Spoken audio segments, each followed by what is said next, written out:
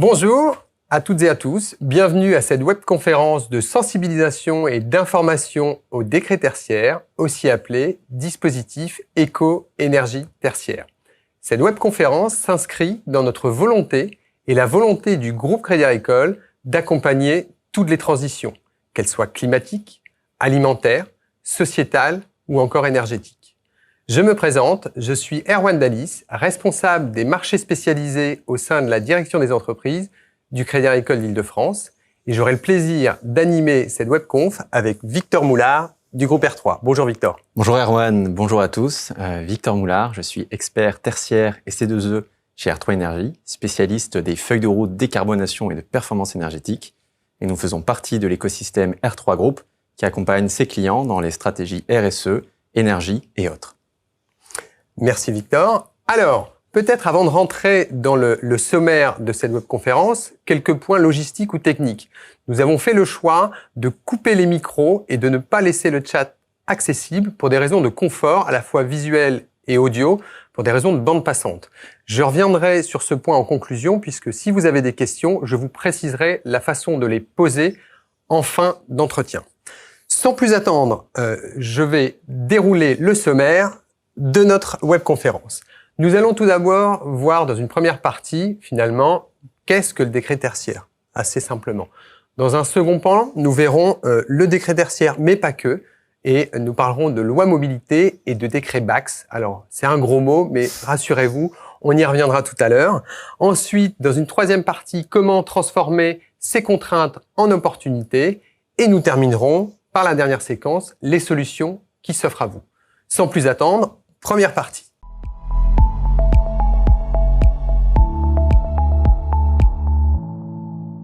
Alors, pour démarrer, Victor, question assez simple, qu'est-ce que le décret tertiaire ? C'est une très bonne question, Erwan. Le décret tertiaire, comme vous l'avez dit, le dispositif éco-énergie tertiaire, concerne l'ensemble des bâtiments à usage tertiaire. L'objectif est simple, c'est de réduire votre consommation d'énergie finale. Sont concernés par ce décret l'ensemble des bâtiments de plus de 1000 m², mais également les bâtiments de moins de 1000 m², mais qui font partie d'un ensemble de bâtiments, par exemple un immeuble, qui lui fait plus de 1000 m². Alors vous allez me dire, maintenant on a compris le décret, mais quels sont les objectifs ? Les objectifs de ce décret tertiaire, on en a deux catégories. La première, c'est la valeur relative. Elle consiste à réduire de 40% votre consommation d'ici 2030, 50% en 2040 et 60% en 2050. Ces objectifs de réduction se basent sur une année de référence. Cette année de référence, on y reviendra par la suite, mais vous pouvez l'établir entre 2010 et 2019. Le deuxième type d'objectif concerne la valeur absolue. La valeur absolue, quant à elle, définit des seuils maximum à ne pas dépasser, qui sont en kilowattheures par mètre carré par an. Je vais vous donner un exemple. Vous êtes un établissement dans la santé, vous avez un établissement plutôt neuf, vous n'allez pas pouvoir faire moins 40% de consommation puisque votre bâtiment est assez récent. Donc vous allez pouvoir partir sur ce niveau de seuil de kilowattheures par mètre par an qui est défini par type de catégorie. Enfin, et on y reviendra par la suite sur le calendrier du décret tertiaire, mais il faut avoir en tête ce premier objectif, cette première deadline qui est au 30 septembre 2022 et qui consiste à déclarer vos consommations sur la plateforme Opérate de l'ADEME. C'est très clair. Donc le décret tertiaire, on voit ce que c'est, mais concrètement, qui est concerné ? Alors effectivement, comme je l'ai précisé, c'est l'ensemble des bâtiments à usage tertiaire. Donc vous pouvez y retrouver des bureaux, des commerces, la santé, l'enseignement, l'hôtellerie, le tourisme, etc. Ce qui est à avoir en tête, c'est les exclusions. Il y a certaines exclusions sur ce décret tertiaire, et on a notamment les bâtiments destinés au culte, les bâtiments destinés à la sécurité intérieure, à la défense, à la sécurité civile, mais également les bâtiments à usage industriel. Ce qui est important de préciser sur ce décret tertiaire, c'est sur la co-responsabilité, Erwan. En effet, que vous soyez bailleur ou preneur à bail, vous êtes concerné par ce décret. Autrement dit, vous devez déclarer votre année de référence sur cette plateforme Opérate, mais également mettre en œuvre des actions de réduction de vos consommations d'énergie afin de respecter les différents objectifs que j'ai évoqués tout à l'heure. Ok, alors je vais encore aller plus loin. Est-ce que vous pourriez nous donner des exemples concrets ?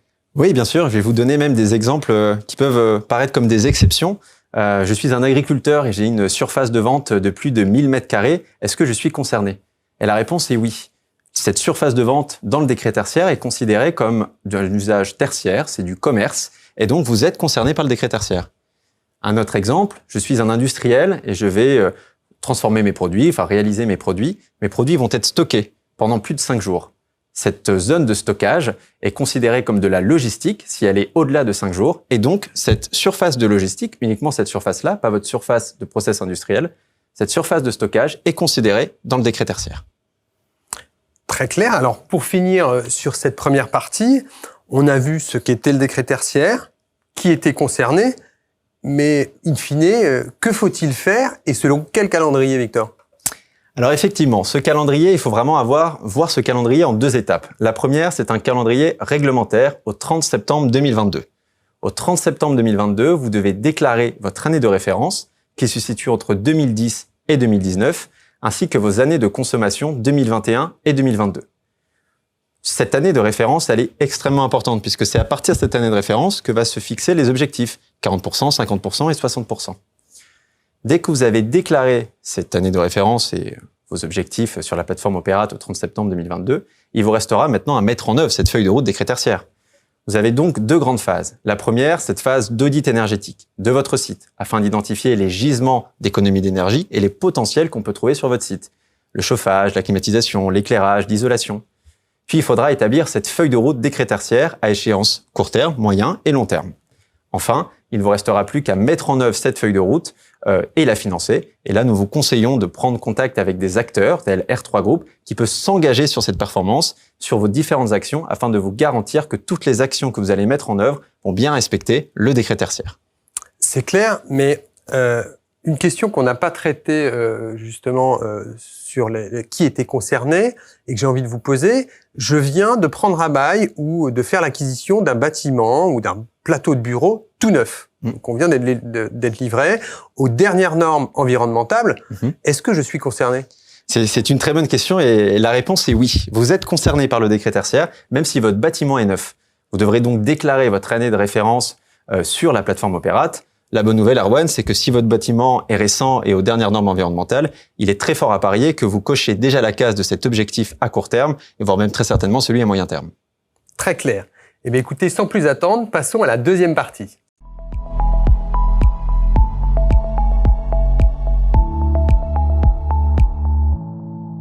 On a parlé du décret tertiaire dans cette première partie. On va évoquer maintenant la loi mobilité et le décret BAX. Alors, ce gros mot, finalement, j'ai envie de vous poser la première question. Qu'est-ce que veut dire BAX et concrètement, quel est le lien entre la loi mobilité, le décret BAX et finalement le décret tertiaire ? Alors effectivement, nous allons commencer par ce petit mot barbare, le BAX, pour Building Automation and Control System. Ce décret vise à imposer les bâtiments d'installer une GTB, donc une gestion technique du bâtiment, dit également GTC, gestion technique centralisée, dans l'ensemble des bâtiments qui ont une puissance de chauffage et ou de climatisation supérieure à 290 kW. L'intérêt d'installer une GTB, elle est multiple. La première, c'est de faire des économies d'énergie. Une GTB, ça consiste à piloter vos équipements, de chaud, de froid, d'éclairage, de ventilation. Si vos équipements sont mieux pilotés, vous pouvez gérer leur consommation et donc diminuer votre facture énergétique. Le deuxième avantage, c'est sur la partie maintenance. En effet, mieux piloter vos équipements, ça va vous permettre de réduire vos coûts d'exploitation. Surtout, pour vos collaborateurs, c'est une augmentation du confort des occupants, puisqu'une meilleure température de consigne, on évite les pointes de consommation, et donc il y a un confort pour les salariés et pour les collaborateurs. Le point, on va y revenir par la suite, c'est que ce décret BAX, on voulait vous en parler aujourd'hui, puisqu'il y a une forte couverture C2E. Les C2E pour certificat d'économie d'énergie. Pour faire très simple, ce sont des subventions qui sont pilotées par le ministère de la Transition écologique et qui vous permettent de diminuer votre reste à charge de vos équipements qui vont vous permettre des économies d'énergie. Ce sont des subventions. Autrement dit, le temps de retour lié à la GTB entre les subventions liées au C2E et les économies d'énergie générées par le pilotage de ces équipements vous donne un temps de retour sur investissement qui est très intéressant, qui est de l'ordre de 1 à 1 an et demi. Enfin, pourquoi décret BAX et décret tertiaire ? Puisque décret BAX, c'est avant tout un premier pas vers le décret tertiaire, puisque ces économies d'énergie gérées sur vos équipements vous permettent de commencer à cocher vos fameux moins 40% à 2030. Alors, on voit que c'est quand même assez technique. Je vais revenir encore, finalement, de façon très concrète avec une question. Moi, 290 kWh, je ne sais pas à quoi ça correspond. Vous pourriez nous donner un exemple de quel type de bâtiment serait concerné ? Oui, bien sûr. Alors, je vais vous donner un exemple. Il faudra prendre des hypothèses puisque ça va dépendre du type de bâtiment, de son usage, du nombre d'occupants. Mais pour vous donner une moyenne, ça va être un bâtiment autour de 1500 m². Donc, autrement dit, un bâtiment, si vous êtes concerné par le décret tertiaire, il est fort probable que vous soyez également concerné par le décret BACS. C'est pour cela qu'il est important de se rapprocher de vos responsables maintenance, technique, énergie, pour qu'ils se renseignent sur ces équipements-là et qu'ils puissent vous informer sur votre assujettissement ou non. Merci pour cette précision, Victor. Alors, on voit finalement bien le lien avec la GTB, hein, gestion technique des bâtiments. Ça va, j'ai bien appris, parfait, je deviens bon. Mais qu'en est-il de la loi mobilité ? Alors effectivement, cette loi mobilité, je vais prendre un petit peu de recul et revenir sur le contexte dans un premier temps pour la repréciser. Cette loi mobilité, elle est assez large, elle comprend différentes mesures, mais on va s'arrêter sur 2 principales mesures. La première, les bornes de recharge de véhicules électriques. À partir du 1er janvier 2025, vous aurez l'obligation, si vous avez un parking, que vous soyez du tertiaire ou de l'industrie, et d'ailleurs, d'équiper vos parkings d'une borne de recharge. 5% de vos places de parking doivent être équipées d'une borne de recharge. Pour schématiser, je vais vous donner très simple. Si votre parking fait 20 places, vous devez avoir une borne. Si vous avez 40 places, 2 bornes, etc. Pourquoi installer des bornes de recharge ? C'est parce que dans cette loi mobilité, il y a une volonté d'électrifier les flottes de véhicules.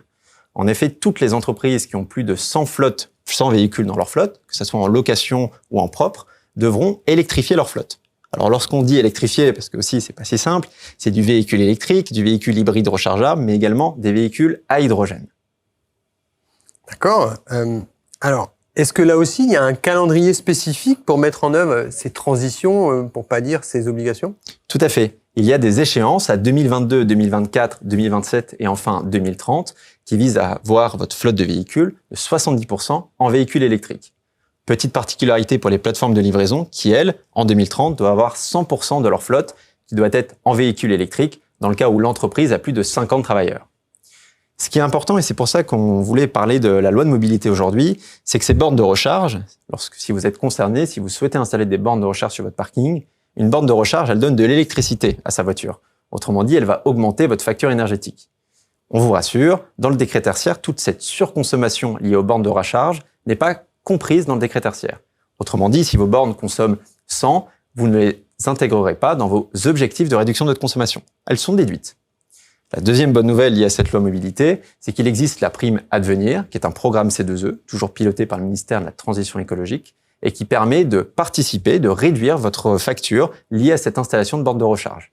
Pour cela, nous vous conseillons de vous rendre sur le site Advenir pour avoir l'ensemble des informations. Merci pour ces compléments, c'est très clair. On voit bien le lien finalement entre la loi mobilité, le décret tertiaire et le décret BACS. Ce que je vous propose, Victor, c'est qu'on passe tout de suite à la 3e partie.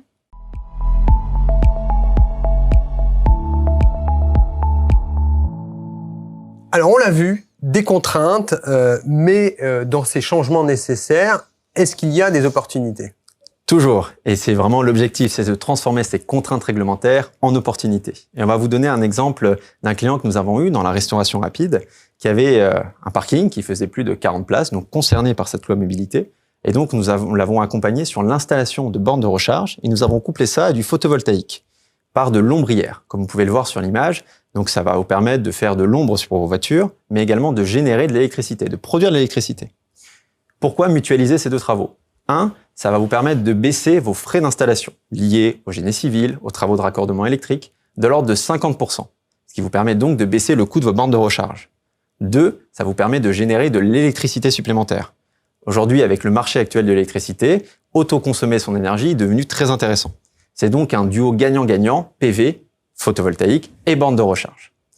Si on voulait vous parler aujourd'hui de ce projet-là, c'est puisque lorsque vous installez de l'ombrière, du photovoltaïque, et que vous l'autoconsommez, cette autoconsommation générée, vous pouvez la déduire de vos consommations.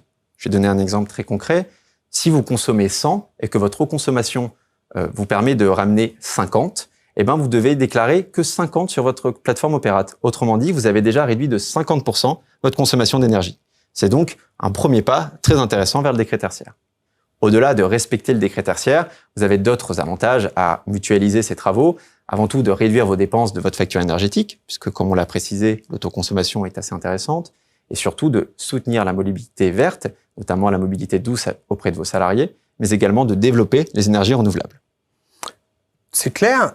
Maintenant, OK pour les bornes de recharge, hein, on l'a vu, mais tout le monde n'est pas concerné. Et est-ce qu'il y a d'autres leviers ou d'autres dispositifs qui existent ?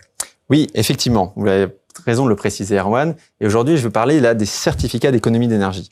Les certificats d'économie d'énergie, comme je l'ai rapidement introduit, c'est un dispositif de subvention qui est piloté par le ministère de la Transition écologique et plus précisément le PNC2E, pour Pôle national des certificats d'économie d'énergie.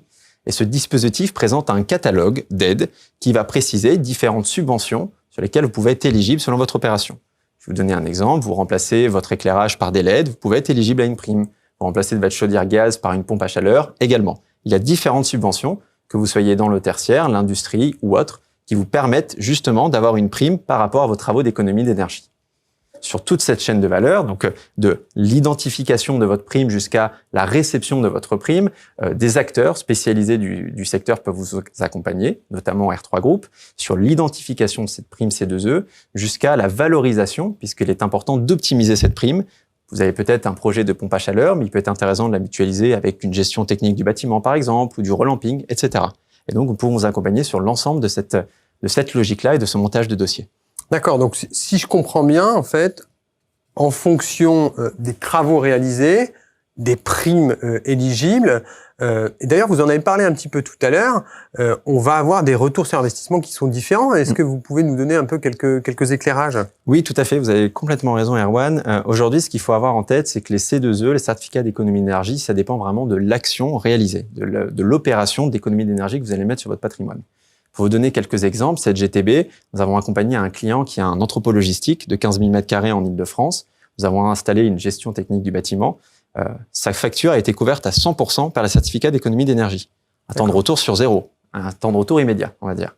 Autrement, si je dois vous donner un autre exemple, sur du switch énergétique, par exemple. Donc, switch énergétique, vous pouvez peut-être nous préciser? Oui, qui consiste à remplacer plutôt votre vieille chaudière gaz par une chaudière gaz plus performante, ou une pompe à chaleur, ou une chaudière biomasse, etc. Donc, remplacé par un équipement qui émet moins de CO2. Et ben, c'est également fortement subventionné par les C2E. Vous avez un temps de retour qui est autour de 2 à 3 ans selon l'opération. Sur le relamping, idem, il existe des aides qui sont de l'ordre à 3 à 4 ans sur du temps de retour. Voilà pour vous donner quelques exemples. Merci, c'est très clair. Je vous propose de passer maintenant à notre quatrième et dernière partie.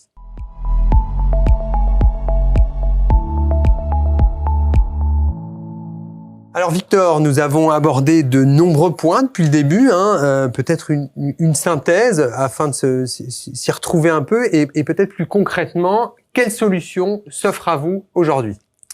Alors aujourd'hui, pour répondre à cet objectif du décret tertiaire, comme vous l'avez compris, il y a cette première phase de déclaration de cette année de référence, qui est encore une fois importante puisqu'elle va définir l'ensemble de votre suite jusqu'à 2050, puisque c'est de cette année de référence que se fixent les moins 40, moins 50 et moins 60%.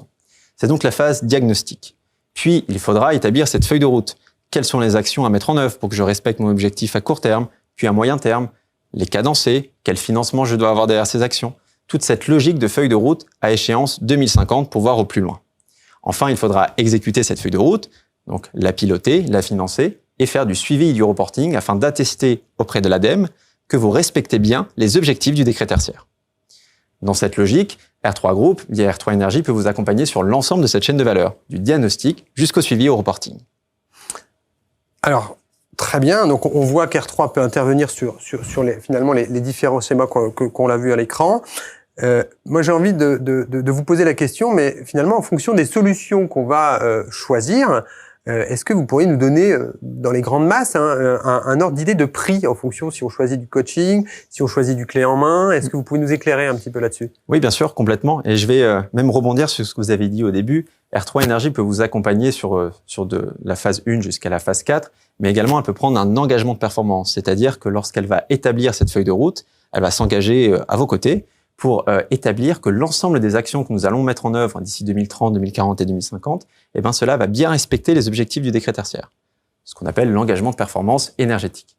Pour répondre à votre question sur fourchette de prix, effectivement, sur du coaching, c'est-à-dire l'assistance auprès de vos collaborateurs, que ce soit le responsable technique ou maintenant, c'est souvent ces interlocuteurs-là que nous avons auprès des entreprises. Nous pouvons les coacher afin de vérifier que l'année de référence est cohérente, que c'est le bon objectif qui a été pris entre valeur absolue et valeur relative, mais également challenger la feuille de route et établir s'il n'y a pas des certificats d'économie d'énergie qui peuvent être allés chercher sur telle opération, etc. Vraiment avoir un regard critique d'experts en énergie et en décarbonation, puisque nous lions toujours énergie et réduction d'émissions de CO2. Enfin, concernant la deuxième option, qui est plus un accompagnement clé en main, de la phase 1 jusqu'à la dernière phase, sur la partie diagnostic, donc vraiment la partie année de référence et établissement de vos objectifs, nous sommes de l'ordre 1 400 €. Sur la partie feuille de route, nous sommes plus sur 3 500 € en faisant une feuille de route qui est cadencée, avec à chaque fois les économies d'énergie, les C2E disponibles et autres subventions qui peuvent être trouvées sur votre territoire. Et pardon, j'ai oublié de le préciser, sur la partie coaching, on est plus autour des 600 € en fourchette de prix. Évidemment, cela dépend du client, de son nombre de sites. Est-ce que c'est un monosite, un multisite de 1, 10, 100 ? Donc évidemment, cela sera à regarder en fonction du client. Bien sûr. Victor, merci. Nous arrivons au terme de cette webconférence.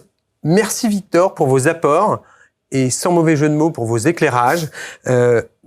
Pour la suite, comme je l'ai dit en introduction, j'espère que cette webconférence aura répondu à vos premières questions, à vos premières interrogations.